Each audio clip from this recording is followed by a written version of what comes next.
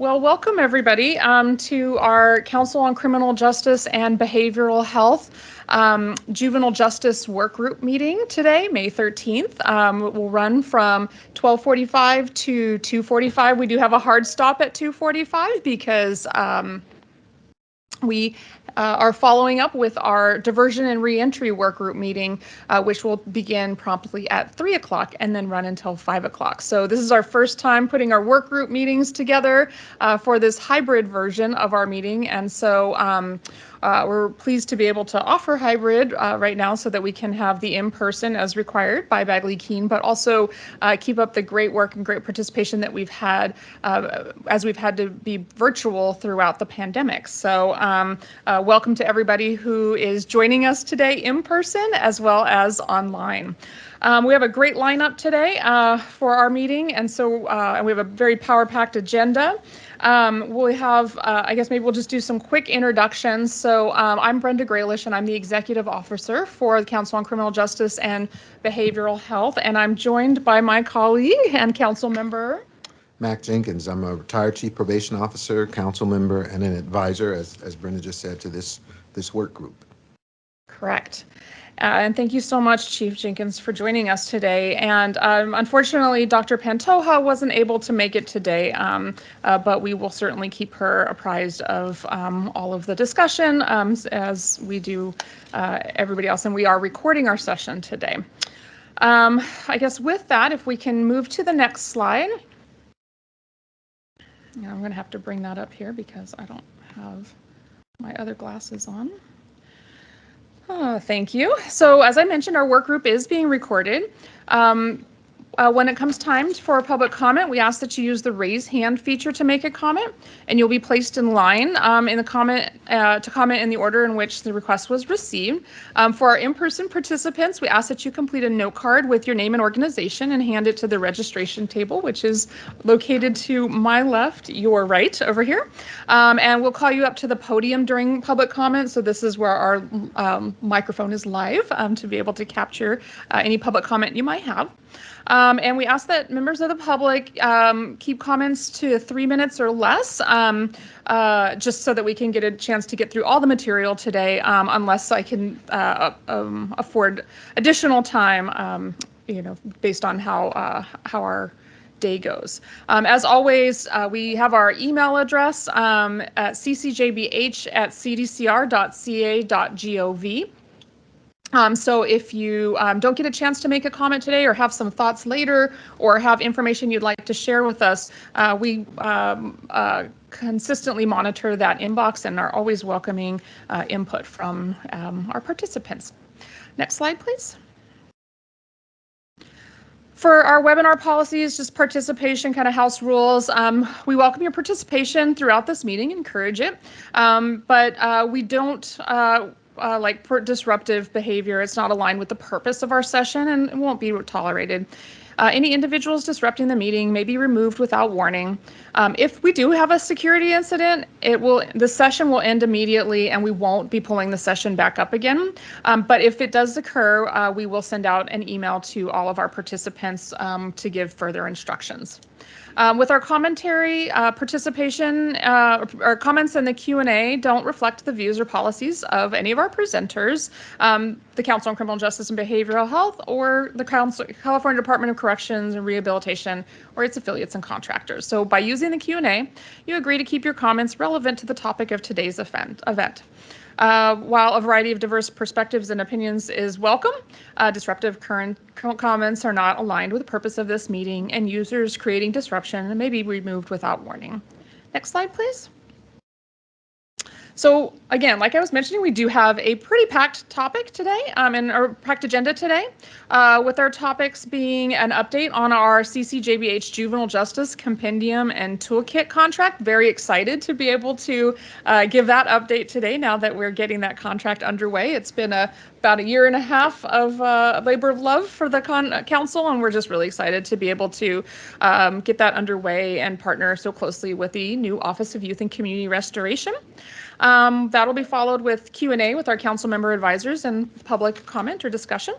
And then we'll move into our feature presentations today, focused on collaborative county behavioral health programs for justice-involved youth. And just a little background of what was the impetus or how we arrived at this particular topic today. It came from our June workgroup meeting from last year, June Juvenile Justice workgroup meeting from last year, when we were having discussion about our children and youth who are going to be returning back to school after having been sheltering in place throughout the pandemic, and having some conversation about concerns or just things to keep in mind as our children and youth, and particularly those involved in the justice system, were returning to school. And that actually ended up kind of evolving into a conversation about kind of longer standing and broader systemic needs of our children and youth, in particular substance use disorder treatment for our justice involved youth. So that's really kind of the anchor of our conversation today, is how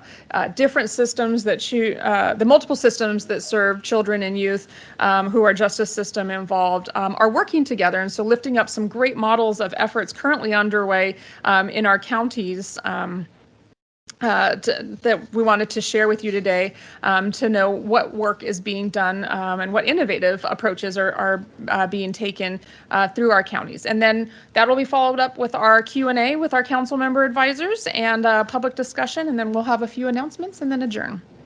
Next slide, please. So with that, I will turn it over to Emily Grishon, who is our CCJBH staff lead for our juvenile justice work group. Emily? Hi, Brenda. Thank you. So as Brenda mentioned, we're very excited to begin working on the Juvenile Justice Compendium and Toolkit contract. We awarded the contract to RAND, and it was executed on April 13th, 2022. We had our kickoff meeting with RAND yesterday, and we were joined with the Office of Youth and Community Restoration as well. We discussed the work plan, and we'll have the finalized work plan within a month, and then they'll begin working on the compendium. We're going to be collaborating with the OICR closely throughout the duration of the contract, and we're very excited for the product to become a reality. Okay, great. With that, thanks so much for that update, Emily. I will just add that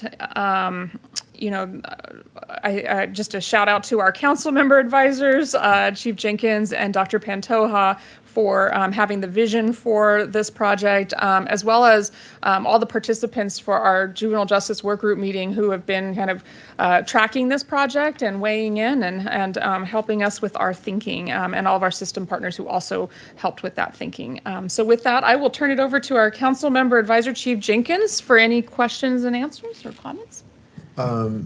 Just a couple of comments. Very excited about the kickoff meeting and the awarding of the contract. I do think that's going to be very important for the work of OICR and just the council's general interest in trying to move forward with improving outcomes that are involved in the juvenile justice system. So I'm just making the comments because that's not insignificant. You know, the whole process to come up with a toolkit, to put together the RFP, to the very thorough vetting of the proposals, and that was thorough, and just kind of land where we are. I'm excited too, and so Emily, thank you for all of the work that you did there. So Absolutely. Okay, with that, let's go to public comment. Any public comment? Any hands raised? We'll take a look.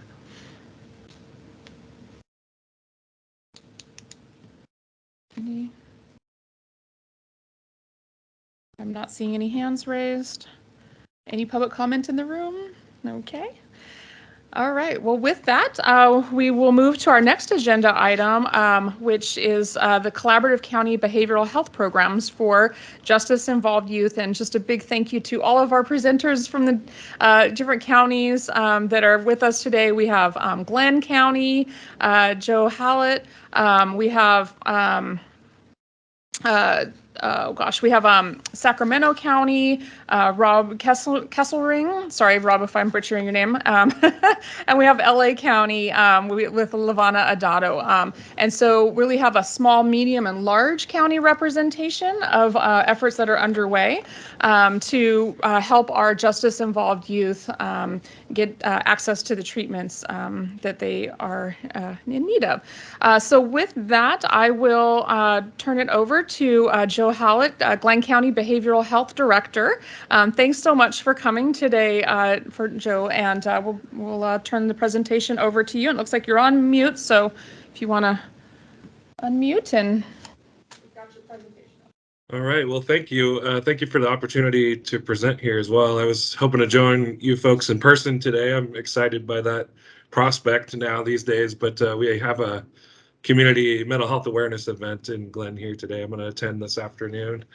But yeah, so I'm Joe Hallett. I'm the Behavioral Health Director for Glen County.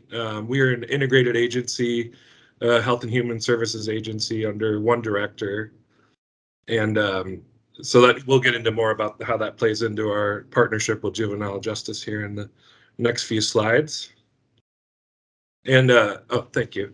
So I just wanted to give a little perspective here. So Glen is in the small category of counties, and I think a lot of what we do is based on that. It's a sort of an opportunity and a challenge. We tend to wear a lot of hats.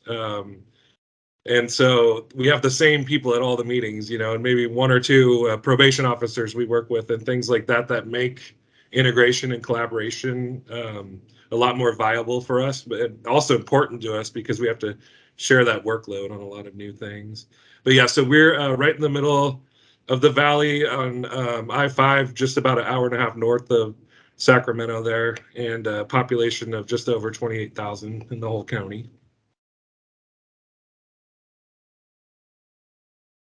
And I guess I could say next slide. Thank you to whoever's moving those forward too.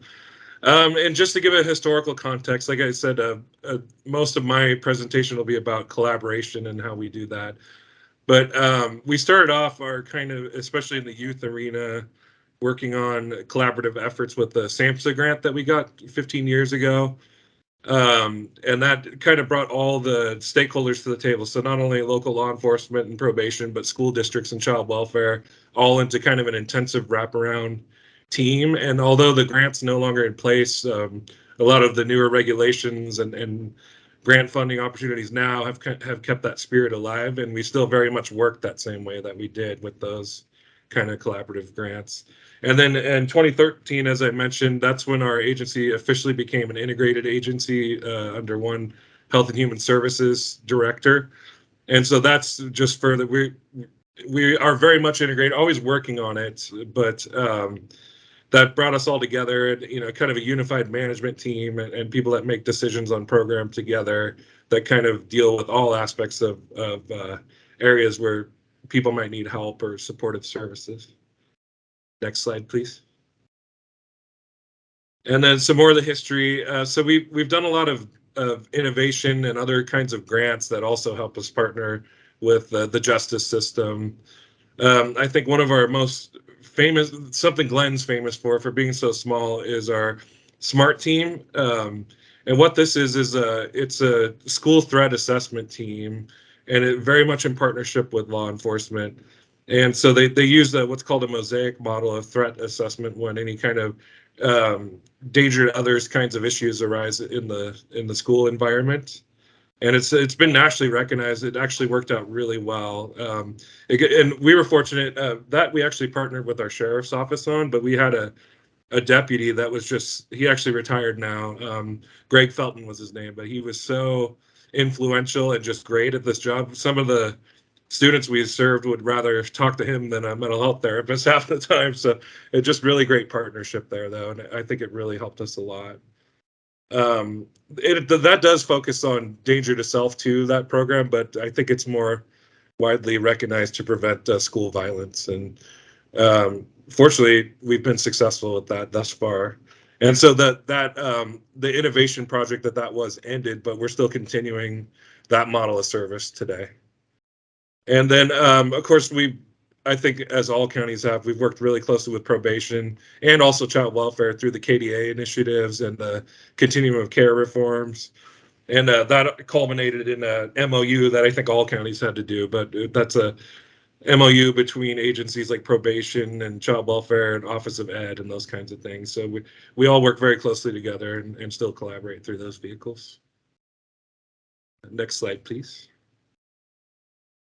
And then we still have, so what we operate under is still a children's system of care, even though it's not the SAMHSA grant I mentioned earlier. And that the vision of our system of care is to create a single integrated strength-based culturally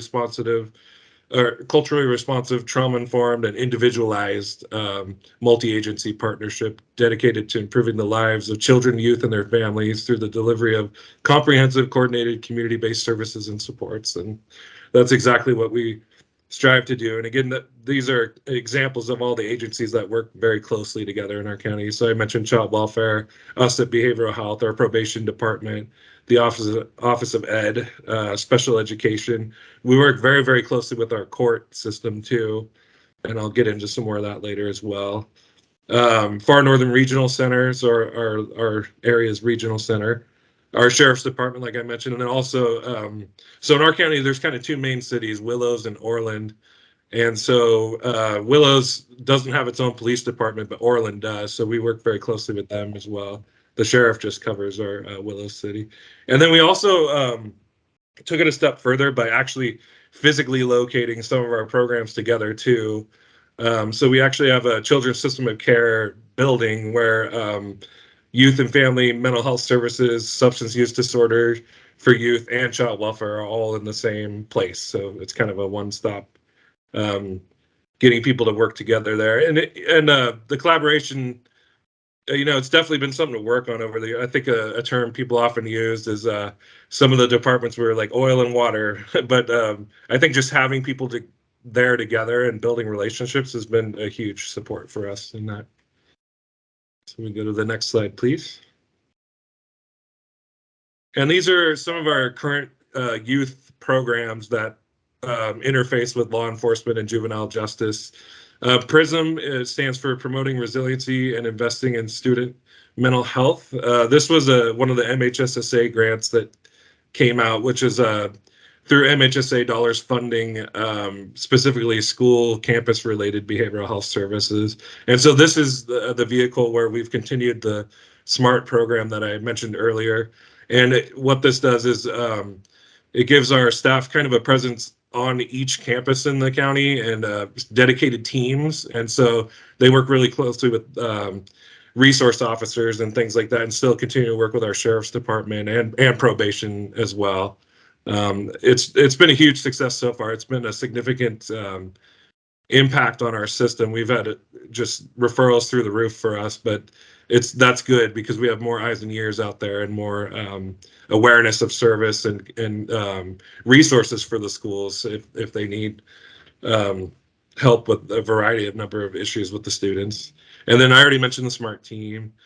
Juvenile Drug Court is a substance use disorder program we run, and we work very, very closely with the courts. We have monthly meetings with judges that run the program and our counselor staff and program managers and probation officers and wraparound youth. That way it becomes a really intensive kind of a wraparound team for youth. So that's something another partnership we're really, really proud of. One other way we work with law enforcement occasionally is with the full service partnership. That's a MHSA program as well, kind of an intensive services. Youth are some who can receive those sorts of services, and typically when we have those that are involved with juvenile justice, that we try to get them in that route of full service partnership so they can have a more collaborative, intensive wraparound kind of a team to work with them. We run behavioral health, actually spearheaded running Strengthening Families, and that's a evidence-based program. It's oftentimes ran by probation departments in counties that I've talked to, but we spearheaded that for our county, and it's basically a parenting skills. It's kind of starts off with modeling like appropriate like eating together as a family and basic skills like that, but then breaks off into groups by age group and more intensive skill building, and then coming back together to work on things as families together. And we run that continuously, different couple of cohorts a year, and get quite a few graduates that way. And we found that's a huge preventative effort in our community. And then we have a transition age youth center. So this is somewhere where probation or law enforcement or anyone working with us can actually join us there. It's open to the community, but we run behavioral health services directly out of that as well. And they do all kinds of stuff beyond behavioral health. So it's a peer support environment. They do kinds of expressive arts and mentoring and all kinds of other more typically fun activities than traditional behavioral health services might be able to provide. And next slide, please. I just want to give a picture of some of what I'm talking about. This is our all-in-one children's system of care building. So basic, kind of a cold county-looking building on the outside. We do what we can on the inside to make it more welcoming, though. But we have one shared lobby and program staff co-located together there, which we found, again, has been very helpful for that relationship piece. And next slide, please. And then this is the Transition Age Youth Center, so much more a home environment. It's really nice how they have it in there, very welcoming. And again, anyone in the right age group can stop in there at any point. And it's a gathering place for just different disciplines in the community that need to come and meet with clients there as well. So just wanted to give a picture of that and kind of the differences there. And next slide, please.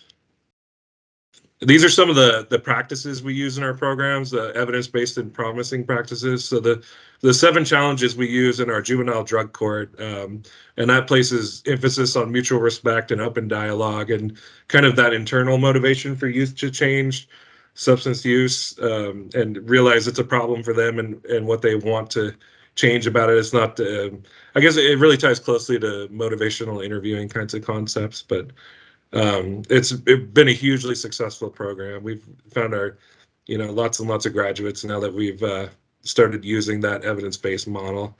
What we use on the mental health side is a dyadic developmental psychotherapy, DDP, and that's a lot about working with the family and attachment and trauma.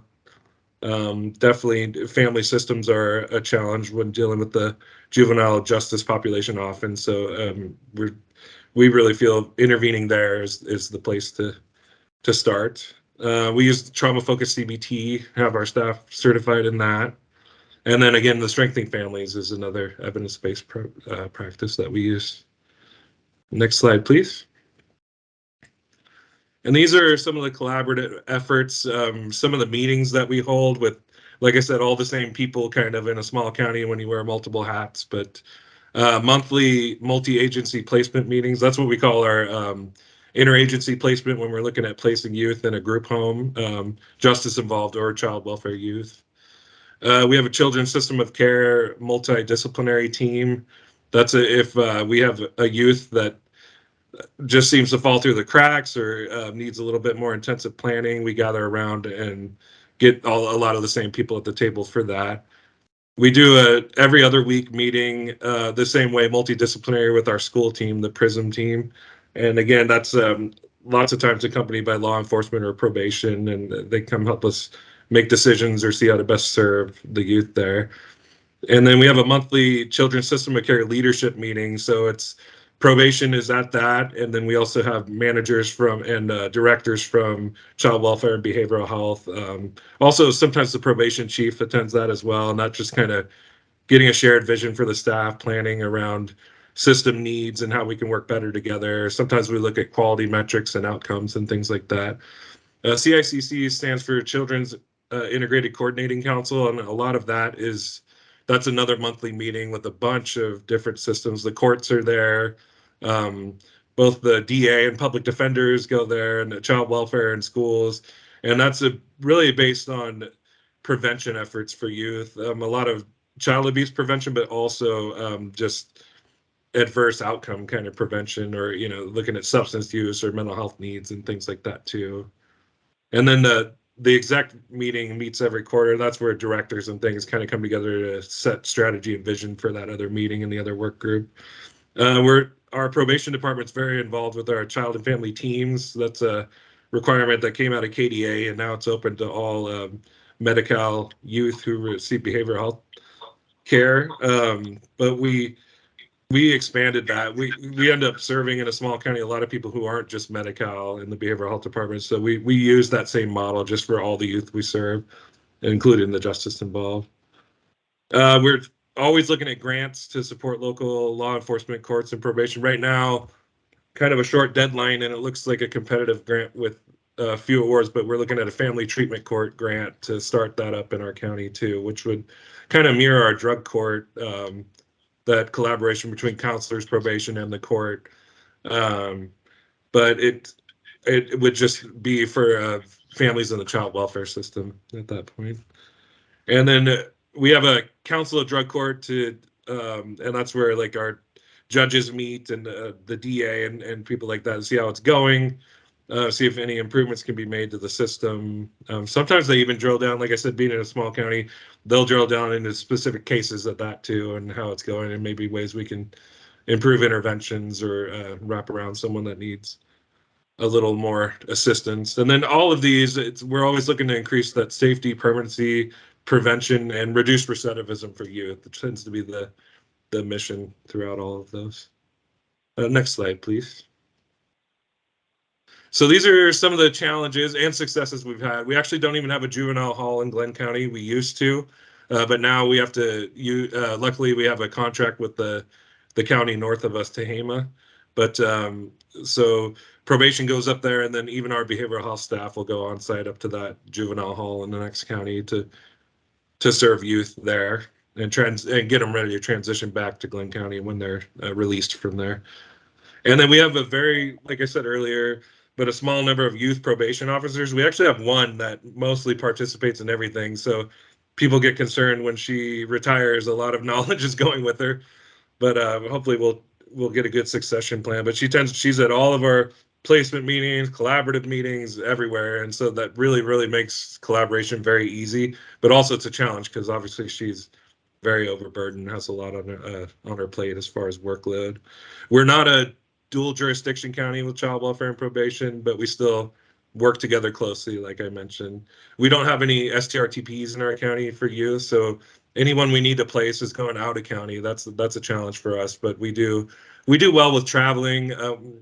When we're doing STRTP placement, we try everything we can to not transfer that youth to that county with presumptive transfer. If you're aware of that, that's where the county the youth is placed in will take over responsibility for treating that youth, but we try not to do that wherever we can. And we've had telehealth options or just allowing staff to travel when we can, but that's definitely a challenge. Is anyone needing placement, even inpatient or anywhere, it has to go out of county for us. And then, like I said earlier, it's kind of a blessing and a curse, but our leadership, the Children's Specific Care leadership, we all wear multiple hats. So it tends to spread you thin, and it's kind of, especially in an era like this where there's unprecedented grants and funding, which is wonderful, but it's just kind of added to your plate. We don't get a bunch more administrative staff, and all grants and funding opportunities have different requirements and administrative burden that we kind of just continue to take on. So that tends to really be a challenge for us as well. Next slide, please. Oh, that was all for our collaboration in Glenn County. Great, thank you. I think we'll do questions after all. Somehow I'm getting some feedback, you guys. Let's see. Post the room. Okay. How about we go to our next presenter, if that works, to have Sacramento County. Can I see the agenda? Thank you, Daryl. So we have Sacramento County's Juvenile Justice Diversion and Treatment Program. Rob Kesselring with us here today, the Sacramento County Health Program Manager. Rob, if you want to go ahead and take it away, we'll get your slide up. Next slide, please. Sure. Thanks, everyone. Okay, thank you. Again, my name is Rob Kesselring. I'm Health Program Manager at Sacramento County Behavioral Health, and I oversee our access team and our transition age youth programs. And also with me today is our program coordinator, Melissa Planis. So she's going to do a piece of the presentation, and then a little bit later on, one of our probation partners, Jackie Valerio, will be joining us. She's actually in another meeting right now, so she'll be joining us toward the end of the presentation. So as you can see on the first slide, this is a collaborative effort between our probation department and Sacramento County Behavioral Health. And then River Oak Center for Children is our contracted mental health provider. And together we provide services under what we call the Juvenile Justice Diversion and Treatment Program, or JJDDP, or just JJ, because all of those letters together are a little difficult to say. So you'll hear us referencing the program in those different ways. Next slide, please.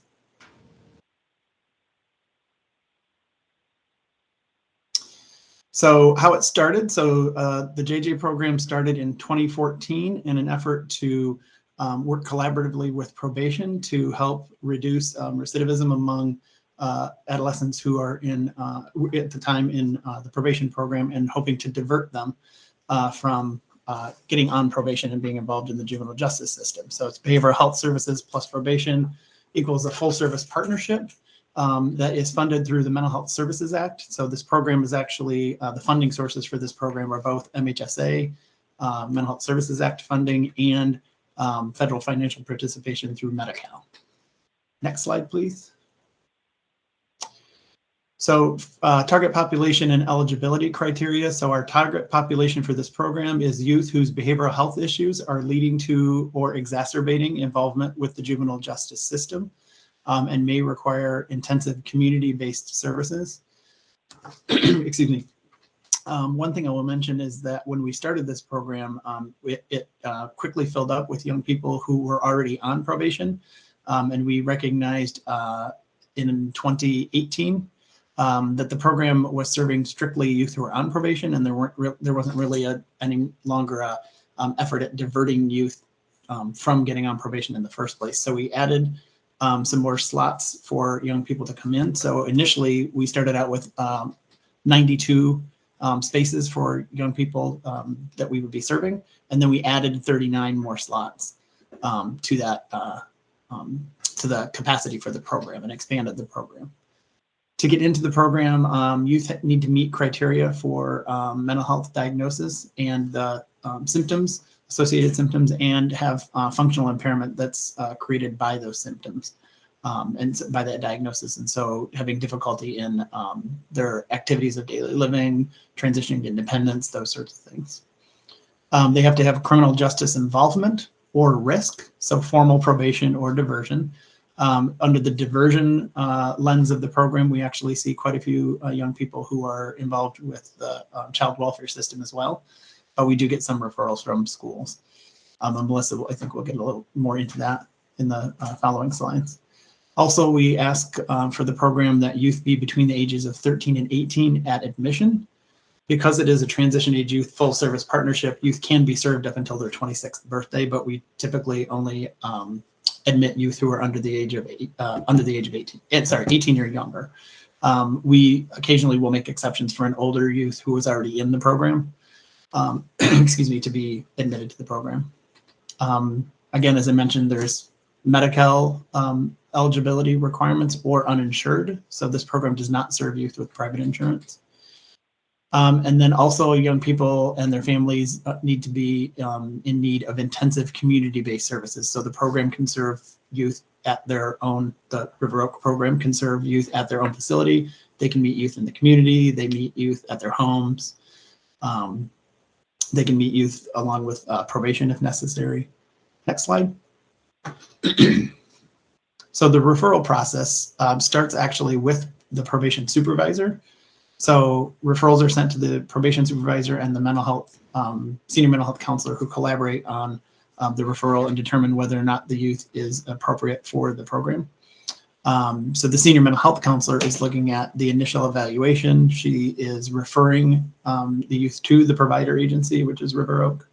And then while the provider is assessing and determining the appropriate course of treatment for the young person, our senior mental health counselor through the county will provide bridging mental health services, and also does that if for by chance the youth ends up back in the youth detention facility or something like that.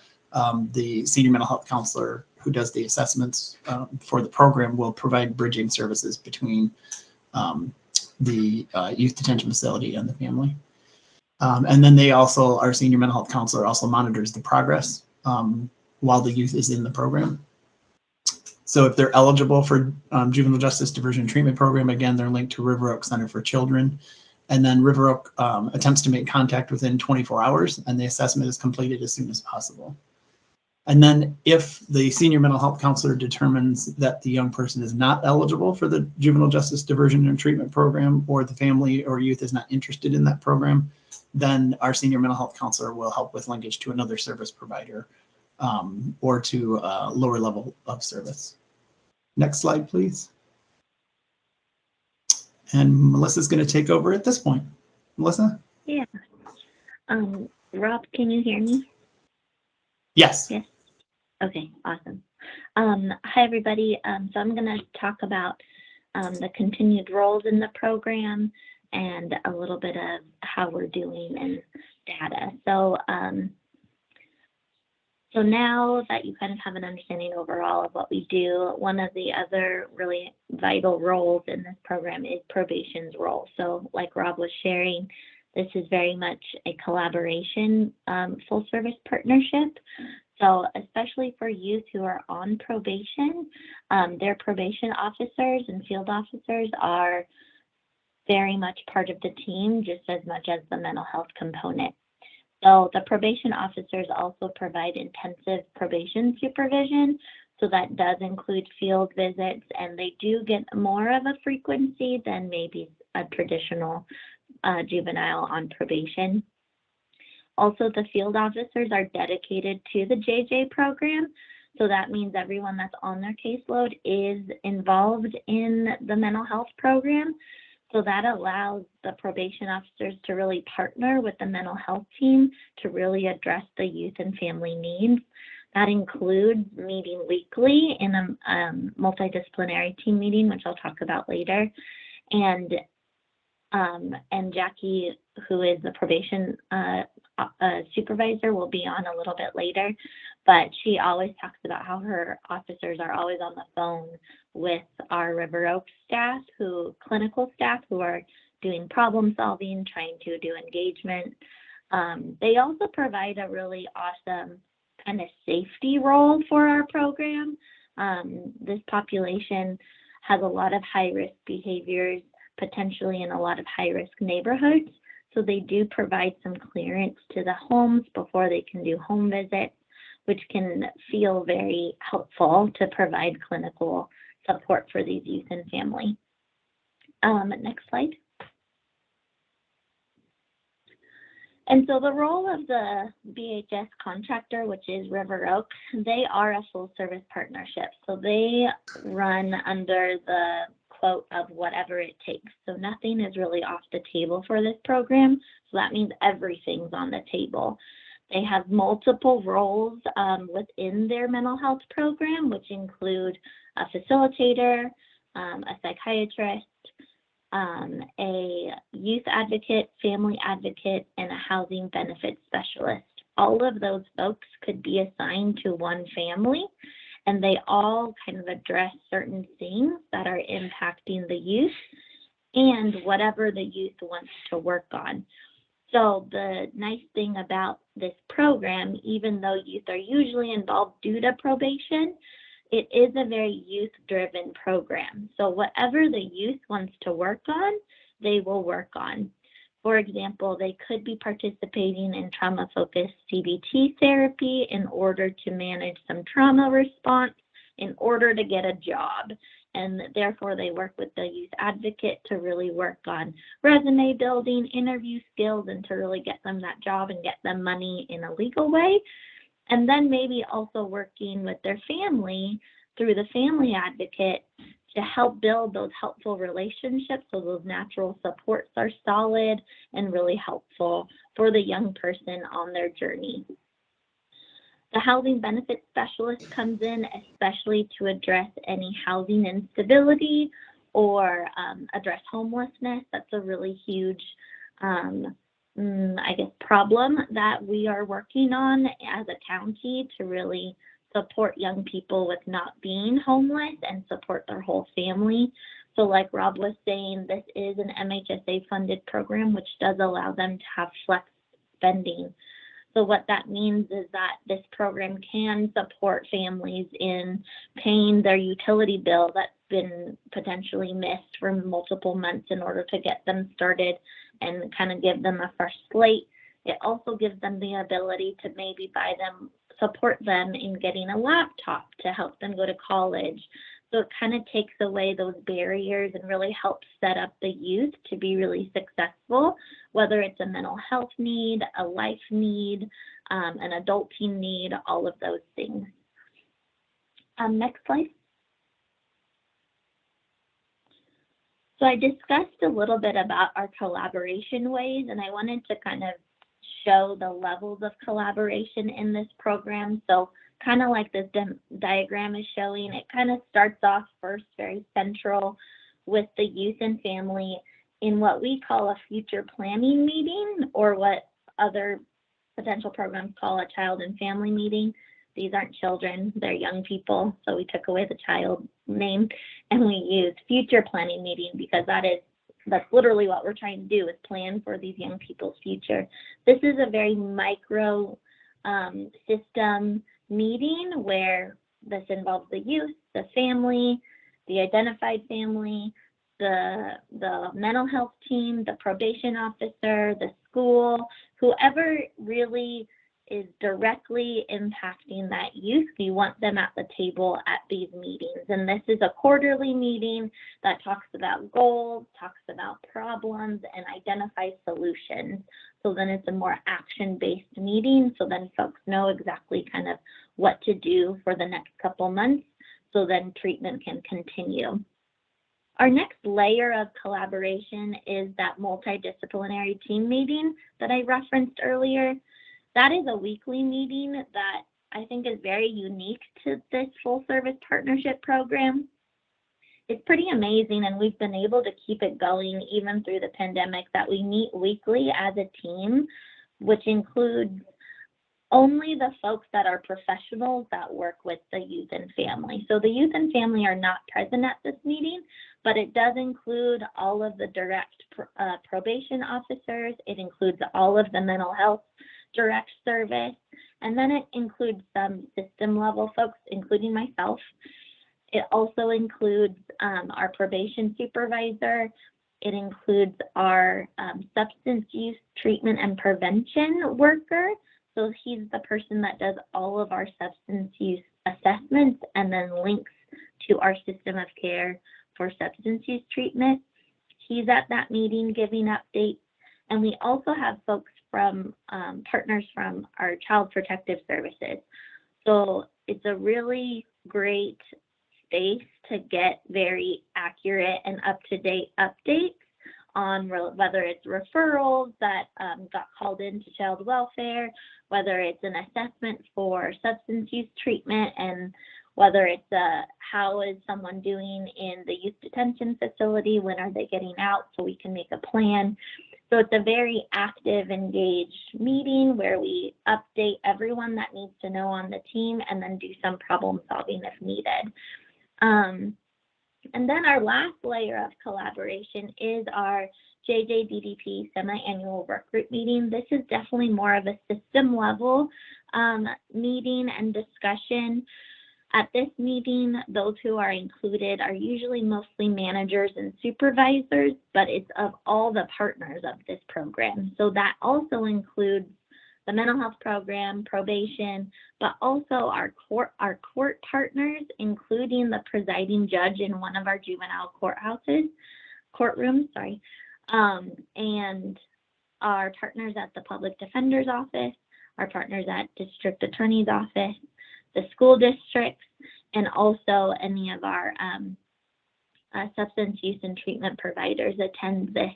This is where we talk about policy change, we talk about laws coming down that could affect our program, and really identify strengths and identify needs where we need to update the program to meet the needs of this population.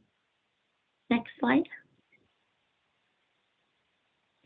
So how it's going, I wanted just to share a little reflection of kind of, is this even working kind of thing. So since the JJDDP program started back in 2015, so we're a pretty established program by now.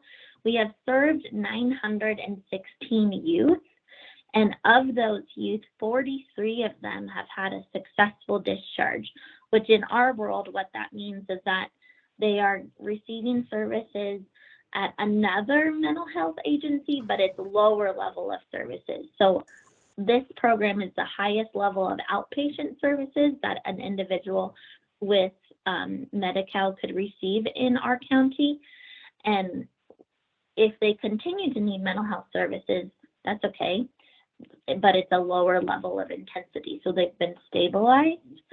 Also, that could include being referred to as a managed care plan, or they've completed services altogether, meaning they've completed their goals, they've accomplished what they needed, and they've graduated. And Mel, sorry, this is Rob. I just wanted to jump in really quickly and clarify it's 43% of those 916 youth? Yes. Yep, great. Mm-hmm. And then the one thing that's a really, I think, great clinical piece of this program is that the River Oaks Center for Children does utilize many evidence-based practices within their treatment of these youth. And I saw on the agenda, we're going to hear a lot more about MST in the next presentation, but they also use MST, they use trauma-focused cognitive behavioral therapy, and then they also use transition to independence. So all three of those evidence-based practices really support the young people in different needs of what they're experiencing. And the transition to independence is really unique to our KFSP services because that evidence-based practice really supports young people in learning how to be an adult and learning how to make critical decisions for their life. And so they kind of trickle that through all of their programming within the agency. And Mel, one other thing I wanted to add about the discharges, the reasons for successful discharges are listed there in the slide. Client receiving mental health services, stepping down, they've gone to their geographic managed care, or they've completed mental health services. That doesn't account for the number of young people who often will be successful in treatment and toward the end of treatment and may decide now that they're off of probation that they don't want to participate in the program anymore. So that doesn't account for folks who are stepping away from the program because they're no longer on probation and they may not want to be linked to a program that they see as being, connected to probation. So I just wanted to add that in there. Next slide. So I wanted to also share the objectives that have been really successful and continued areas of growth for us. So the ones that have been most successful are keeping our youth and family housed and address any housing instability. This is a really huge need in our population, and we've been able to mostly keep youth and families housed when they're in this program and keep them out of homelessness. Another thing that's a really huge success is that we keep youth out of the psychiatric hospital, and if they do go in the psychiatric hospital, their length of stay is very short, which means that they are able to stabilize very quickly and then return back to the community because they have such a high intensity outpatient provider that we're able to support them to further stabilize when they're out in the community. And the last thing that we have noticed a great increase on, especially recently, is the engagement in substance use treatment. I think the partnership between our SUBT system of care, which is Substance Use Prevention and Treatment Division, Service Division, and the partnership with them, and then also the use of EBPs within the River Oaks system has been really able to address this need. And if you can also see, I have that on growth opportunities because I feel like that's always a need for this population. And I'm sure everybody in this room and on this call understand that substance use can ever evolve with young people. And so our treatment has to ever evolve as well. So that I feel like is still a growth opportunity for us to continue to evolve and continue to reach folks who are using substances. And another growth opportunity is addressing recidivism related to returning to justice placements. I know the presenter previously, they mentioned they don't have any SDRTPs in their county. We do, and that's still not enough. And so I think sometimes our folks can end up in juvenile placements, juvenile justice placements when they're waiting for SDRTPs or waiting for placements that are more appropriate for them, which is can impact our recidivism. And I think that's all that I had. Can you go to the next slide just in case? Okay, yeah. Rob, did you have anything else? And I wanted to see if Jackie was on here too. That was the only thing I was going to comment on, is it looks like our probation partner was not able to join us, is still in the other meeting. I don't see her on the call. Jackie, Okay. Are you there? Yeah, it sounds like she's still in her other meeting. Okay, So no thanks, worries. Mel, for presenting that. And I think the next slide was just about questions. So Yeah. So, well, thank you so much to the Sac County team for presenting that information. I think we have one more presentation, and then we will open it up for questions for all three presentations. We have Lavana Adado from Los Angeles County for multisystemic therapy. So I'll go ahead and, without further ado, move that over to you, Lavana, to walk us through your presentation, and then we'll do Q&A for all. Thank you, and thank you so much. Perfect, thank you, and hello everyone. My name is Lavana Adato, and I'm a licensed clinical social worker. I work at Child and Family Guidance Center at the Antelope Valley in Palmdale. And our agency is very big, and we have different programs like the other agencies that we were talking about. We do also have FSP, we have wraparound, we have outpatient, we have school-based. But today I'm going to focus on the program that I manage, which is MST. So I don't know if you can move for the next slide. I've been managing MST since it started here at the AV about 4 years ago.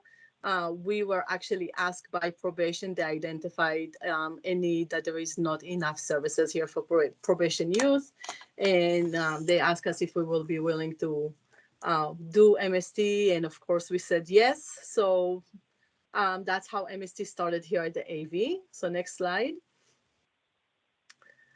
So what is MST? MST, multisystemic therapy, stands for it's a community-based, family-driven treatment for antisocial or delinquent behaviors in youth. We do focus on empowering caregivers, the parents, to solve current and future problems. So basically, MST is really parenting program. We will not provide MST if it was just the youth that was referred to treatment. We do need the parents to be part of it. So in MST, we do say that our client is really the entire ecology of the client, which is the family, the peers, the school, the neighborhood. Anyone who can we get involved in treatment, we will.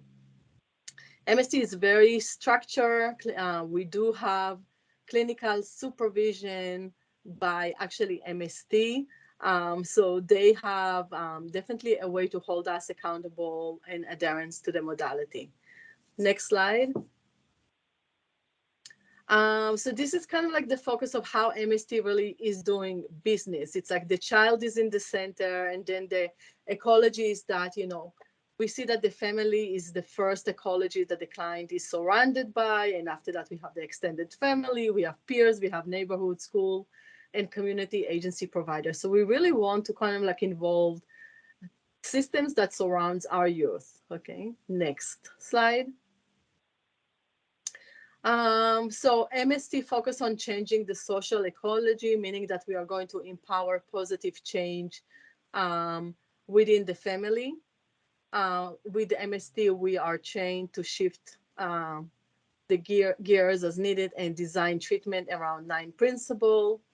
So like I said, with MST, again, we will work with the ecology, which is the family is the closest ecology that we have. And we are saying if we are able to improve the family functioning, family will be able to improve the client or the youth functioning with the peers, the youth functioning with the school, and the youth functioning with the community. And as a result of that, the youth will reduce antisocial behaviors and improve their functioning. Next slide. So our inclusionary criteria is that anyone who is between 12 and 18 years old, we are able to provide treatment with MST, even if the youth is 18, as long as his parents are willing to participate in treatment, we will provide MST. They do need to live at home because, again, we have to work with the caregiver, but I can tell you that there were many incidents that our youth lived with their football coach or baseball coach because they were kicked out of the house.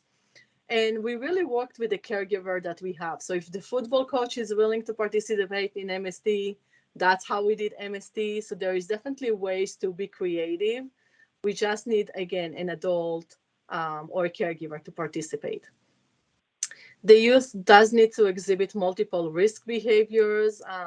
Again, the antisocial or positional defined behaviors.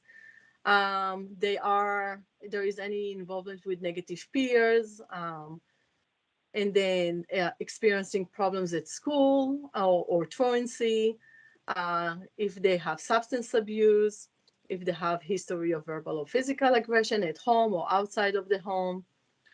And then if the youth is remain at risk for further juvenile justice involvement or any other out-of-home placement. Next slide. So we do also have exclusionary criteria. If the youth is living independently, again, MST is a family treatment modality, we have to involve some kind of a caregiver. If they are sex offending, but I do want, again, it can be an exclusionary criteria if that's the only offense that they had. So we cannot provide, obviously, sex offending classes. However, if they have other diagnoses related to antisocial behaviors, we will accept them to MST. If the youth have moderate to severe autism, meaning that we know the client, the youth will not really understand what we are doing, we will not be able to accept them. If they are actively homicidal, suicidal, or psychotic, we will not accept them. And the reason is that MST is a very short treatment modality. And we don't want to spend the time that we have, the 3 to 5 months that we have, to stabilize the client and then provide MST. So that's why it's exclusionary criteria. And if the youth has psychiatric problems that primarily the reason leading to the referral, or have severe, serious psychiatric problems. Again, we're talking about psychosis probably, that, again, the youth needs to be stabilized before we can even see them. Next slide. So the way we implement MST is that MST is a family-focused and community-based treatment program. The therapists are available 24 hours, 7 days a week. The caseload is very small. 4 to 6 families is considered a full caseload in MST. And it does allow for an intensive services, meaning that we do meet with the family 2 to 3 times a week at the house, at their field. Therapists are held accountable for treatment outcomes. Treatment range between, I know it says 2 to 5 months, it's usually 3 to 5 months. So again, treatment is very short term, and that's why we really see the family 2 to 3 times a week. MST focus on real world functioning, utilizing strengths in their natural environment. Again, what is the family strengths at home, client strengths at school, for recreation, pro-social strengths, peer groups, and community. We do provide parents with skills and resources to independently addressing difficulties and empowering the youth and families to cope with future problems. And then MST focuses on changes these non-determined behaviors problems. Next slide. The referral process. So MST, we have a referral form that was conducted by us. However, Probation County here in LA County has a PAR unit. I don't know if they have it in other counties. So actually probation came out with a uniform form that is actually for all the programs. So the way now probation officers will make a referral to the PAR unit, and the PAR unit will send the referral to me. In addition to that, right now, MST was approved to, MST is a strictly probation program. So we only treat clients that are on formal probation, and only probation can make referrals. However, in the last 2 years, LA County approved 15 high schools that they identified that they have a higher need for more services for their youth because they've noticed that there is more mental health problems on these campuses. So right now we have actually one of these schools, Little Rock High School, also can make us referral for MST without youth being on formal probation. And the whole idea is that actually is to serve as preventative. So these are the youth that, again, showing antisocial behaviors at school, truancy, not even coming to schools, aggressive behaviors at schools. So the school can make a referral directly to me, and we will be able to serve them with MST. Next slide. So this is how the MST modality really works. So, you know, we have the referral behavior, what's the behavior that the youth is coming. We as a team talk about desired outcome, right, of the family and other key participants. The other key participants are usually the probation officers or either the school and the youth. We develop goals. And then with the MST, every week we do something that's called FIT, conceptualize the FIT. It's like we write the problem and then we talk about what drive that behavior. And then we prioritize. We develop goals related to what we prioritize. We develop specific interventions. We implement them because, again, we meet with the family 2 to 3 times a week. And then at the end of the week, we evaluate to see, did the interventions work? They didn't work. What do we need to tweak? What do we need to adjust? What do we need to change? And then it's going back to over and over. Every week we do that analytic process. Next slide. So example of interventions that very common in MST, we do a lot of fits, which I'll show you in a second. We do a lot of sequences, which is basically we will meet with the family and the youth and we will explore what happened, right? So we will obtain like a really good understanding from beginning to end of what happened when you had that conflict with your parents. What happened then? What happened then? What did you do? What did you do? And then we will explore if you could have interrupted that sequence and do something way earlier, the outcome would be different. We do talk a lot about structure at the house. We work with parents on developing rule, rewards, consequences. We do a lot of communication skills, problem-solving skills. We're strengthening the caregiver relationship with the schools. Some of our caregivers don't even know how to look for their children's grades. So we definitely do a lot of work related to school. And every week we will do role plays with the parents. Next slide. So this is the fit. And I do want to explain because this is something that we do every week. We do it as a team, but also then we will go to the client, to the family, and we will do the same with the family. So for example, if the mom identified that Johnny is having substance abuse problems, we will put that in the middle and then we will ask the mom and the youth, what drives the behavior, right? What leads to that behavior? There are many factors. And again, we are looking at the entire ecology. So we want factors that not related just to, oh, Johnny is associating with his peers, he's bored, and that's why he's using. We are also looking at the system. If the parents does not have rules, rewards, consequences regarding substance abuse, that's part of the problem, right? If the youth is kind of like have easy access to it, that's part of the problem. If he's getting it at school, that's part of the problem.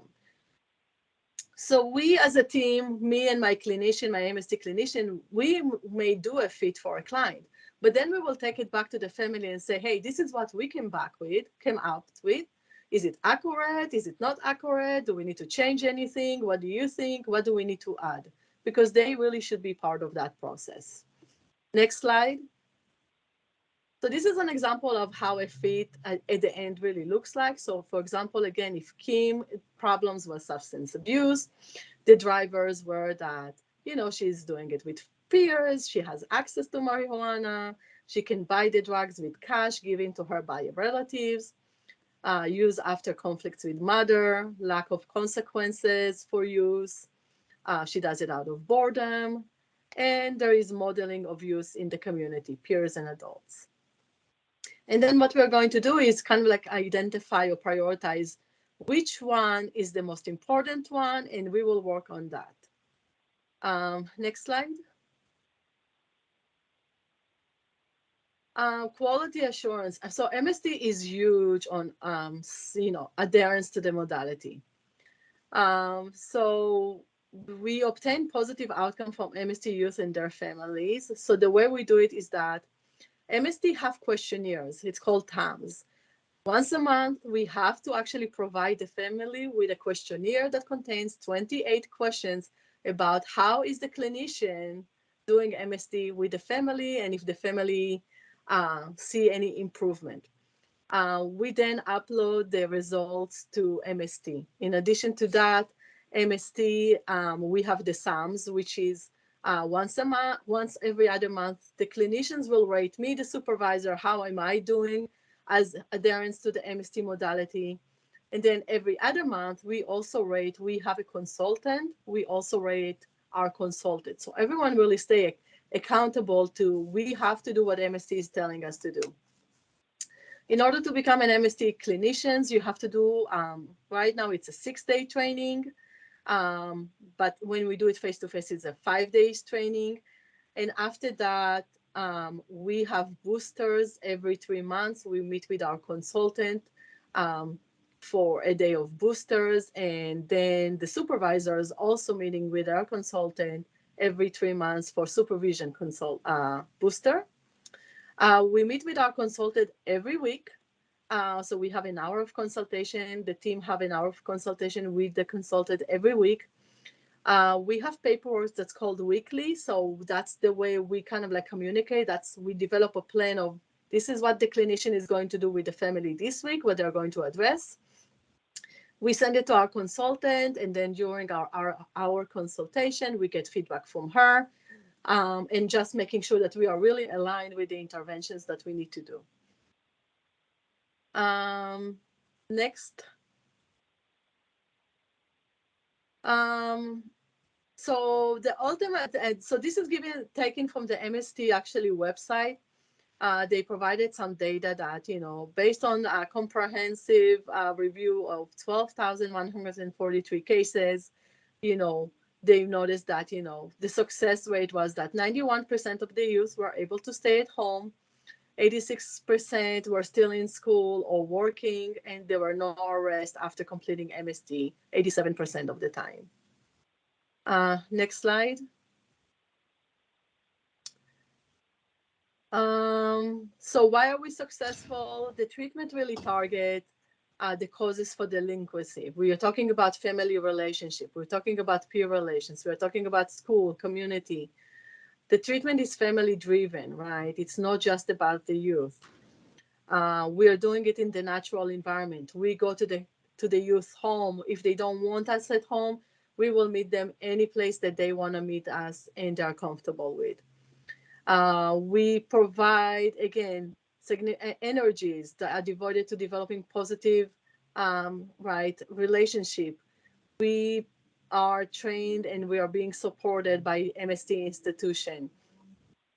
And we provide providers are accountable for outcomes. So I can tell you that with MST, one of the biggest things is that we actually assign homework for our clients every week. Every session starts with, did you do the homework? And if you didn't, we will hold the parents accountable. I know that MST Institute holds us accountable if we are not performing well. Like if they've noticed that our numbers are down, they will come and ask us why our number is down, what are we doing? And they will actually develop a plan for us to improve numbers. And then there is a continuous of quality improvement occurs at all levels with MST. So even our consultant is being evaluated by her supervisors. Next slide. And that's it. Any questions? And thank you. Great. Thank you so much, Lavana. That was a lot of information from all three of our counties that presented today. I think if we want to move to our next slide. Next slide. All right. So we will open it up now for Q&A with our council member advisors, which is Chief Jenkins. Okay, first I want to thank everybody, each of the counties for the presentations. And as Brenda said, that's a lot of information. And if you've participated in this work group before, you know I always have a lot of questions. So I'm taking a strategic approach this time because I have a series of general questions that I want to ask all of you, different counties. I'd be curious about your responses. But I also have a couple of questions for each of the counties, and I'm going to try and do that first. So I have a couple minutes, right? Oh, yeah. Okay. First, with Glenn County, that was Joe. Thank you, Joe, for everything that you shared. And actually, each of your presentations, again, was really exceptional. And it really, I do believe, were great examples of collaboration that, frankly, this council has been talking about, focused on, and interested in for a really long time. So everything that you're sharing is really, really helpful for the work that we want to do. Let's see. Joe, on the Children's System of Care facility, where's Joe? Here. That is, I understood that you described that as a one-stop shop, as it were. Mm-hmm. And so there are multiple. Would you just repeat the agencies that are located there? So child welfare, substance use disorder services, mental health, and eligibility too is there. Okay. So I didn't hear a probation representation there. Well, they're not stationed there, but frequent visitors, I guess I would say there. And if you wouldn't mind, how do the kids get there? I mean, what's the process? What's the stop there? Get there as far as referral or as far as? Yes, just in terms of its role. Yeah, I guess so that would include referral. So you probably covered it. I just didn't retain it when you were talking about how that facility fits into a continuum of care, if you will. Sure. So it's basically any youth who's going to need mental health treatment or substance use disorder treatment in our community will end up receiving services there. That's where we run both of our general outpatient programs and a few of our other specialty programs I mentioned there are all stationed in that same building. So self-referral or referral from the community or a number of ways that people are referred there. Otherwise, on the child welfare side, it's typically if a youth has been detained, they'll be in the child welfare system there. Okay, thank you. And then the other question for you, Joe, is what kind of outcomes do you track for the youth that you serve? You mentioned something about metrics, but I was hopeful you could share a little bit more about the kinds of outcomes you track. We track some, like, we partner with child welfare a lot to look at placements and probation to look at placement changes, reentry into the system, recidivism, permanency, how long they've lived in one place or stayed in the home or community. We look at like timeliness metrics and service level metrics like that, all kinds of data at various different meetings. Are they produced in any form of a report? Different reports, yeah. Okay. All right, just moving on. Thank you, Joe. Now, is this Sacramento County was next? Mm-hmm. So, and that was Rob and Melissa. I really appreciated the slide on probation's role, how probation does it. So my specific question there is, from your experience so far, what skill sets would you say are critical, probation must master to fulfill this role, to some degree of fidelity to what you're trying to accomplish? So in other words, and the reason I say that is, obviously probation's in my career, and I know a lot about probation training over the course of my career and how it's changed and things like this and that. And I also know a lot about misperceptions of probation's roles. So for probation to be successful in partnering with you, what's the skill set? What are the competencies that they have to bring to the table? I'll jump in first to answer that question. I think one of the key things is, which we've had a lot of success with our probation partners, is collaboration. That's the key to the entire program. Excuse me. I think also having at least a basic understanding of mental health services and the importance of the voluntary nature of mental health services. And so just because a young person's on probation, forcing a young person into services doesn't necessarily meet with success. And so I think that's something that's been really important and something that probation has really been able to embrace. And then I think also one thing that has been really a skill set that I think has been really vital is for as much as possible being able to share information with the provider agency and work directly with the provider agency in being able to support the family in the best way possible. Mel, is there anything else that you would add to that? Yeah, I would just like to add that the probation officers that have been really successful with this population, and I'm thinking of our probation officers who directly work with our CSEC population, they never do anything alone. So they always loop in the mental health provider. They're always keeping the mental health provider updated. They're utilizing their expertise. So kind of that skill of teaming, that skill of I'm not the one and only person working with this youth is a really important skill. And also motivational interviewing. I think there's a very specific person that can go into the field that knows how to talk to young people and motivate them internally. Some people don't have that and some people do. And I'm not sure if it can be taught, but sometimes it can be. And so I think those who really have stayed in the program, been really impactful on youth, they have that teaming and that ability to motivate kind of intrinsically. So those are the kind of two things I've noticed. And I also wanted to toss to our probation partners. Jackie is here, and I think she's having some connection issues though. So if she's able to, Jackie, if you wanted to add anything to that, please feel free.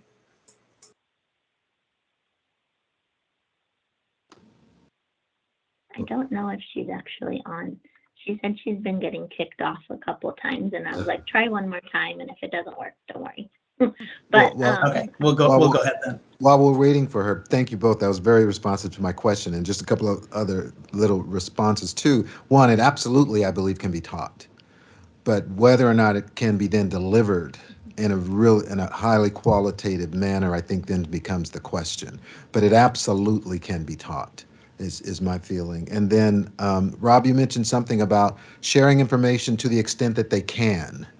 What's the bar? What keeps them from sharing information that you and your team might find relevant?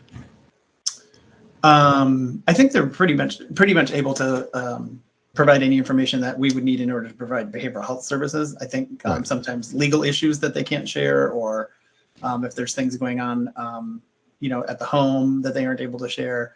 I think for the most part, probation shares as much, like I said, as much as they're able. So if they're planning, some sort of, they're going to go to the house because the youth is on a warrant and they're going to go pick them up, that kind of thing. They do share those kinds of things so that the staff doesn't go to the house during that time.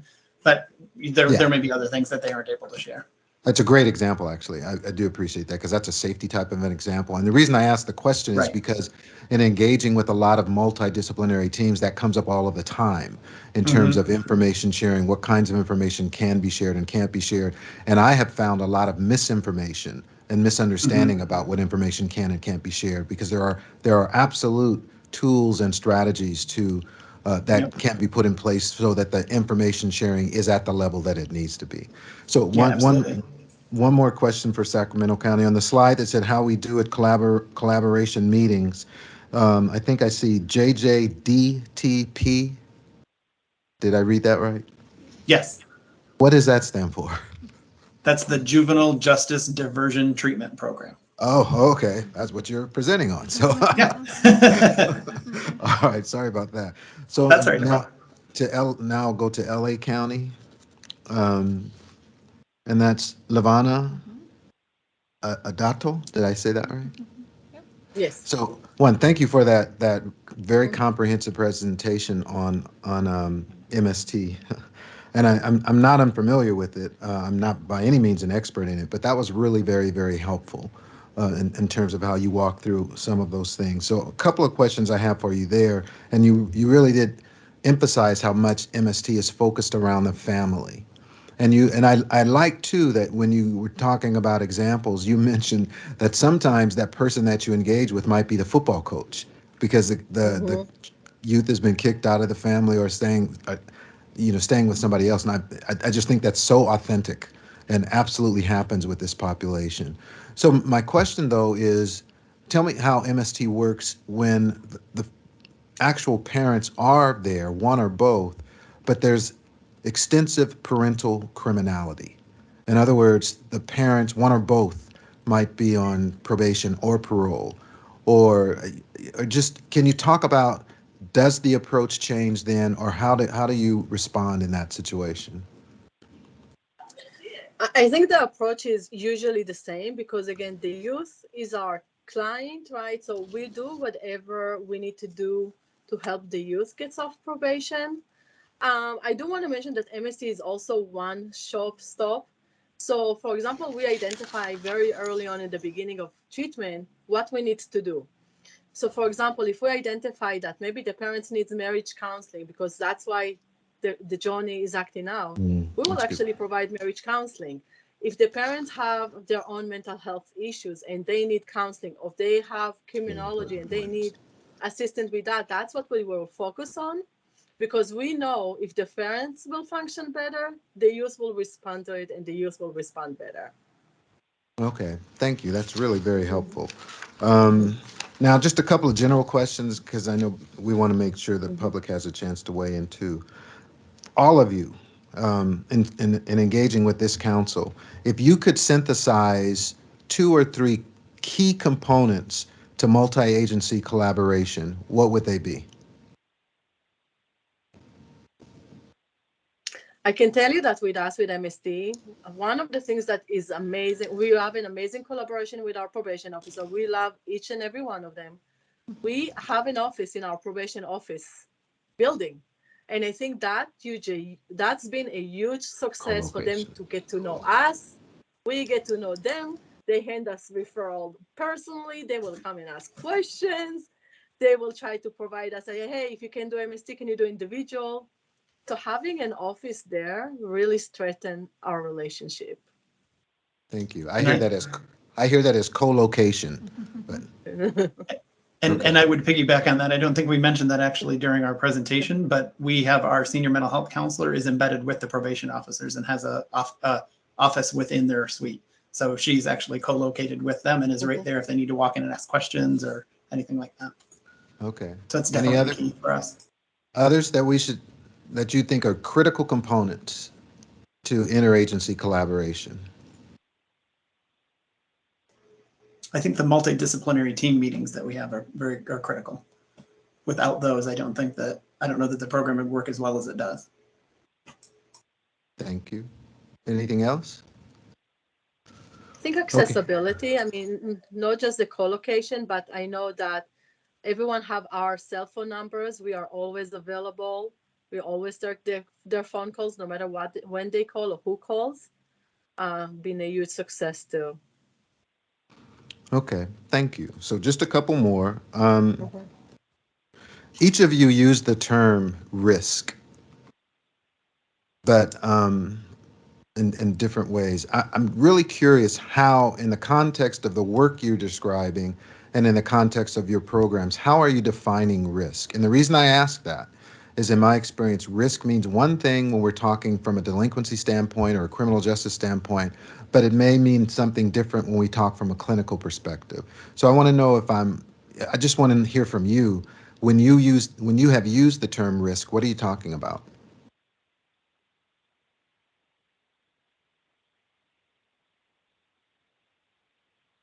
Yeah, I think from my lens, I kind of use it interchangeably as with what you were saying. Sometimes it can mean danger to self or others kind of risk, or at risk for recidivism, or poor outcomes along those lines. At risk youth, or in danger of higher levels of care and these kinds of things. Yeah, I would agree. That's what we're referring to. Mm-hmm. Yeah, I will second Joe too. Yeah. Okay. Do you guys, any of you ever use the term criminogenic risk? Mm-mm. That's noteworthy now. So Maybe we'll start now, though. Well, no, there is literature around it, although I cannot tell you that it really, there's a lot of that literature is based on youth. It's definitely on the adult side. And sometimes, and that's why I'm asking it. In our experience, I have found that clinicians working with individuals with behavioral health needs use the term risk, but they're not particularly familiar with the term criminogenic risk, which, again, there's a lot of literature around it. So when we're talking about changing behavior for justice-involved persons, there's a lot of that literature talks about focusing on those areas. So just two questions, then I'll give up the floor. Two more questions. You guys, several of you did touch on the juvenile court, and I just want to hear again just briefly the role of the juvenile court and what each of you are doing. I can speak to that because I'm part of our multidisciplinary team for our CSEC courtroom, which we call our, it's Department 90 here in Sacramento County. So my role and the JJDDP's role is to provide the mental health services for the youth that are in those courts. But every week in that courtroom, we do a weekly MDT separate from the one that I presented about, which is, again, a teaming and discussion on linkage and services being provided, what are the barriers, and how to problem solve, and using the court kind of, hand to help with engagement. And oftentimes our mental health providers will work with the probation officers to turn in their reports for court. So our mental health information is included oftentimes to help the young person's story get told in court. So that's kind of some of the things that we do with juvenile court. Thank you. Anybody else? I can tell you with MST. Oh, go ahead. Sorry. With MST, when we go to court with our youth, it's usually to advocate for them to stay in the least restrictive environment, which is usually home. So it's kind of like there is this dual role of helping the youth manage anxiety about talking to a judge, but also advocating for the least restrictive environment, which can be in conflict with what the caregiver usually wants. Okay. Anything else? I was going to say ours is also a very clinical role in advocacy, but we another good thing about being small is we have a lot of turnout from county leaders, like board of supervisor members and things like that, who actually go and support graduations and encourage youth there. And so it's pretty powerful for the youth when a room full of county leaders and execs gathers and encourages them in their treatment. Okay, my last comment. The reason I ask about the court is because, particularly when we're talking about justice-involved youth and delinquency, and each of you also used the term talked a little bit about recidivism reduction, the court plays a key role in that.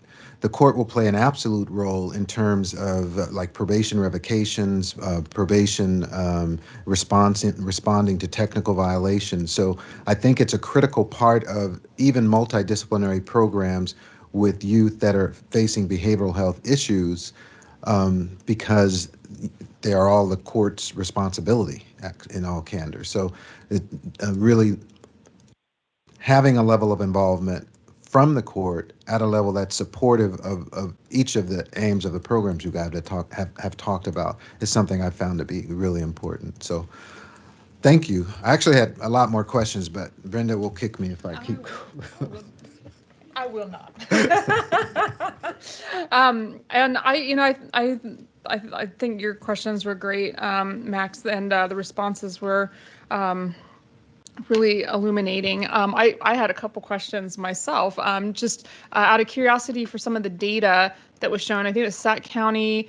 I think with the rate of success was 43%, I want to say, which is great. And I love that you guys are looking at step downs to lower levels of care, kind of looking broadly at outcomes.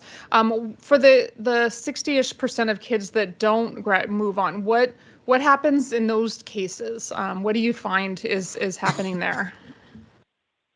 Yeah, I can speak to that. So usually, for the most part, it's oftentimes you do not want to engage in services. So in our program, we often call it ghosting. We get ghosted. Or potentially the youth is left, meaning AWOL. So sometimes it's that. And again, this is a very youth-focused program, so we're not going to force anyone into services. They have to want to be in services. So a lot of times it's those types of discharge reasons. Sometimes it is that they are going to be incarcerated for a very long time. And so often we will close due to them being incarcerated, and then we'll reopen when they're on their way, ready to come back into the community. And then other reasons, it could look like someone moving out of Sac County, or someone going to placement, or someone wanting to try another full service partnership. So those are kind of some of the other areas. That's helpful. And then Luana, on your program, I think it was for the different outcomes that you had presented for those rates. What was the follow-up period on those? Was that like within 6 months, within a year? Do you recall, or do you know off the top of your head how So I know that they long do the a track? follow-up they have a follow-up within a year, and then after 18 months. Okay, got it. Okay, thank you. And then the last question I was going to ask had to go with engagement. So it's interesting, Mel had mentioned that as one of the issues, because that's something we've talked a lot about in our council. I mean, for as long as even when I was a council member, we've been talking about it for a really long time, how challenging engagement can be. And so just wanted to know if given your expertise and working with the youth that you work with, what are some strategies? I know I heard Mel say sometimes the court helps a little bit with engagement, but what are some different things that you tried? I know motivational interviewing is another technique, but just kind of in your expertise, what techniques have you used that you found to be successful with the youth you serve?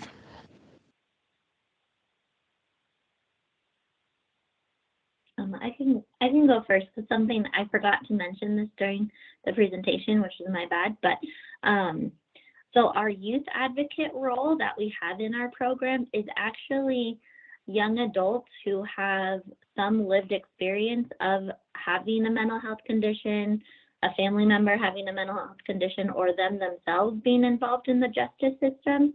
So that oftentimes, if there's a young person that comes into the program and engagement's really a challenge or a barrier, we'll include the youth advocate at the very beginning, and they're a very much more of a mentor type role.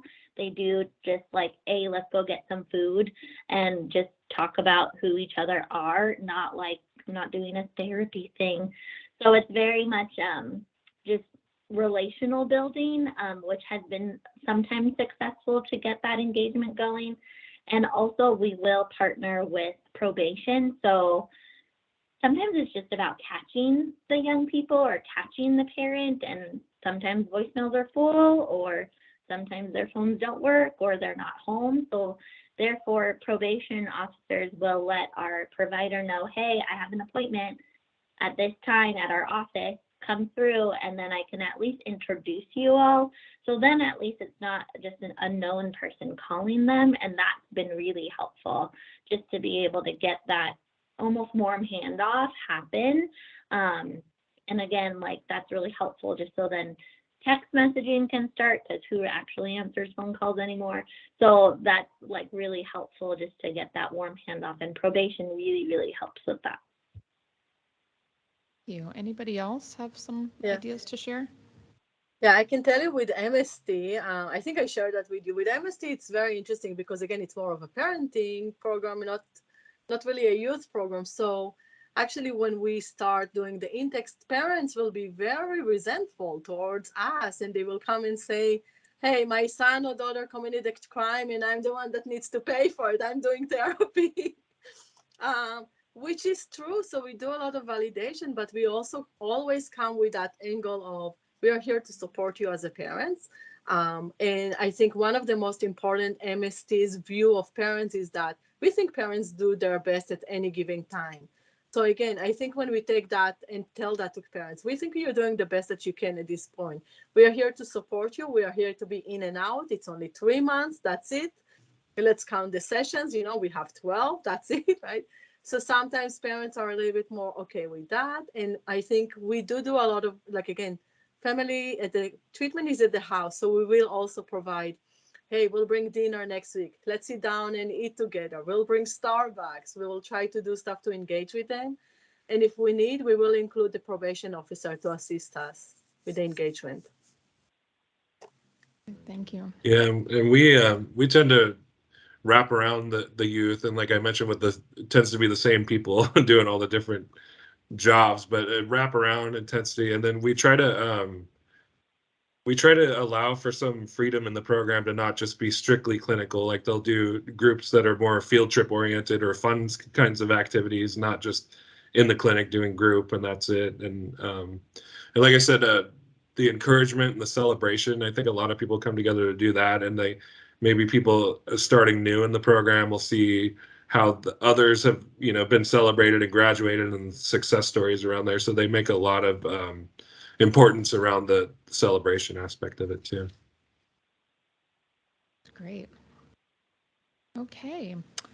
Well, thank you all so much for answering all of our questions. I know it's just great work that you are doing. I will say, really also excited that we have our Office of Youth and Community Restoration partners on the phone or on our meeting today. And Director Catherine Lucero is here and just burning to ask some questions. So we'll go ahead, and I think I am she can unmute on her own, right? So go ahead, Catherine, if you'd like to go ahead and unmute. And I know you've got a few questions. And for our presenters, if you want to look in the chat for a sneak peek at some of those questions, if you want to follow along, that's also available.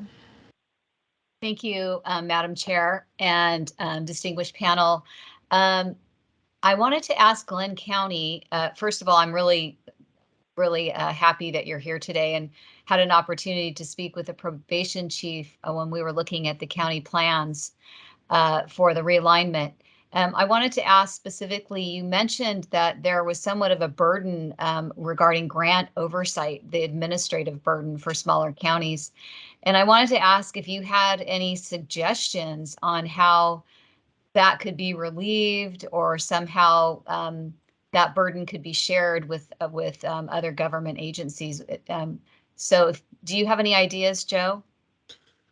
I mean, I guess my ask all the time to no one in the media is just from a policy level. I just wish they would maybe try to not make it so difficult to use funds, when they're releasing grants. And I know the issue is stakeholders want to know that you're doing good work with the money they provide you, and I get that, but there's just the fact that it has to all be different and segmented, and different requirements for each source of it is the challenge. But what I've been trying to do is, for us, like in a small county, we do everything almost exclusively in-house, very few contracts or anything, but I'm trying to strategically contract some of that stuff out has been my push lately.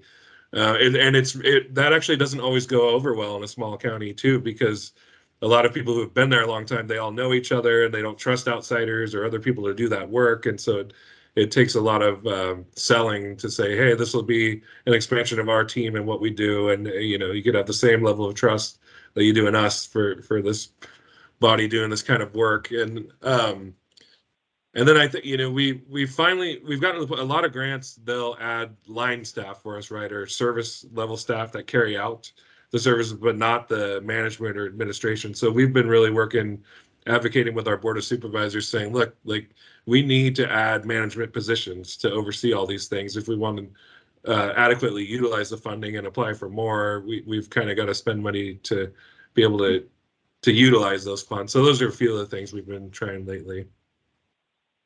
Thank you. And then for Sacramento, is your juvenile treatment program, is that a harm reduction model versus an abstinence? And how would you describe that? I think Mel mentioned earlier in one of the slides, the model of the behavioral health portion of the program is a whatever it takes approach. So, you know, youth will be in the program regardless of what's going on. So yes, I would say a harm reduction approach for sure, especially with our substance use prevention and treatment side of the house for behavioral health. I think, does that answer your question? Yeah. So for example, if they are still using drugs, you still work with them. You don't necessarily incarcerate them or kick them out. Okay. I can't speak to the incarceration piece. That would be our probation partner, but we can find that out actually and get answers to the facilitators here that can get them back to you. Well, on your weekly meetings, do you discuss incentives and sanctions?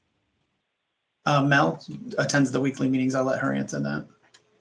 Yeah, I was just going to say, so there's definitely some youth will be incarcerated, especially if they do continue to have a test that does test positive for substances. Because we are a harm reduction model and because we have like an intensive approach to our services, the probation officers oftentimes will work with the youth and the provider to develop a plan. So oftentimes it doesn't like result in immediate incarceration. We'll work on like maybe electronic monitoring, or we'll talk about home supervision or something like that versus straight incarceration if it continues to be an issue, or if there's continues to be a lot of high risk behaviors, such as if a young person is engaging in sexual exploitation and they're actively working, that might and then therefore getting in really high risk behaviors that could result in their harms, and maybe other I hate this word, but like punishments may happen. But oftentimes the probation officers in our mental health team are always collaborating before sanctions happen in order to explore a plan. As for incentives, I think for our young people, it's getting off probation and getting folks out of their lives that are paid professionals. So that's a really big incentive for young people. And then also some of the programming in the mental health program that we provide is an incentive, such as helping them get a job, helping them get into college, helping them with some basic needs to get those things accomplished. We also partner with Black Child Legacy that does a lot of mentorship activities. And then we do some fun events as well that help kind of engage and build adulthood. I hope that answers your question. I wish our probation partners were here today, and we can get more information too, and then I can send it to Brenda to share with the group in notes and stuff. Do you have an evaluation partner? When you say evaluation partner, what are you referring to? Somebody evaluating your program to see what the outcomes are. And oh yes, internally we have a research evaluation performance outcomes unit, and they evaluate all of our performance measures. Okay, so I think about 13 of them, Mel, is that correct? Okay, so you do have a report then that you could send to send on for us to see. Mel, I think we have we can send part of the report. Mel does a quarterly report with them, and then there's an annual report that we can probably send. Great. Okay. Thank you so much. That's it. So Mel, this is Brenda. If you want to just send that over to us, then we can get that disseminated. Thank you. Director Lucero, was there something else? I did want to know how often the kids come to court. Is it weekly, monthly, whenever they need to? Is there a standard? I don't think there's a standard. Yeah, it's whenever they need to, whenever probation or the court determines they need to attend. Is there an average, like monthly, once every 6 months? I would actually say it's bi-weekly is like the average. Okay. So every 2 weeks. But then once they start getting well and start accomplishing, then it gets less, to kind of help titrate them off on the support. All right, thank you. Great. Thank you. Any additional public comment? If folks want to raise their hands, you should have a little react button if anybody wants to raise their hands who's in our participants or in our room here. Okay. Well, it doesn't seem that there's any other questions or comments. Always, like I said, we have our CCJBH email address if anyone else has questions or comments or follow-up. But want to thank all of our amazing presenters today for sharing the work that you're doing, and thank you not just for being here today, but for the work that you are doing. So I know it's tough, and there's a lot going on, and there's unprecedented system changes going on across the board right now. So know that your lives are in constant upheaval, but in a good way. And so, hopefully you guys see it as a good way. I think it's wonderful, and it's great seeing what you're doing to bring a lot of this to life. So thanks for taking the time out of your busy schedules today to share your great work with us. I think with that, we'll go on to our next slide, which is our upcoming events. So our next juvenile justice work group meeting is going to be on Friday, July 15th. Again, we'll be holding it here at the Board of Parole hearings room. Similarly, our diversion and reentry work group meeting will follow, just as we're doing today, on July 15th. And then our CCJBH full council meeting, which is where our full council gets together, will be on Friday, July 29th. And at this point in time, we have it scheduled in our Elk Grove office, the same room where we just did our last meeting, our last full council meeting. As always, we have our website posted, our web address, and our email address. We also send out updates every Friday, so we compile all the latest and greatest information about what we as a council are doing, but also our system partners, what they're doing, and that's across multi-sectors and across the age and lifespan. So try to get as much information out to everybody as possible. So if you want to be on that listserv, feel free to click on the presentation. This is posted to our website as well. Or if you go onto our website, there's a button where you can click to join our listserv. So I think with also last shameless plug for our mental health, May is Mental Health Awareness. So if you see me wearing lime green today, that is why. It's our May is Mental Health Awareness Month. And CCJBH is hosting a variety of webinars, our Lunch and Learn webinars every Wednesday. That information is also on our website, where I think coming up this next week, we are going to have a presentation from the Los Angeles Regional Reentry Partnership, or LARP, for lived experience perspectives. And then on the following week, closing out the month, we'll have a presentation from the California Department of Public Health on their community mental health why is it escaping me now? Community Mental Health Equity Project. That's what it is. So hope you can join us to get some of that great information. So with that, I think we can close our Juvenile Justice Work Group meeting. Again, thank you so much to our presenters, to our council member advisor, our partners at the Office of Youth and Community Restoration for joining us today, as well as all of our participants who have come to absorb and hear this information today. So thanks, everybody. And for those of you who are going to be joining us for our diversion and reentry work group meeting, we will be starting that at 3 o'clock. Thanks, everybody.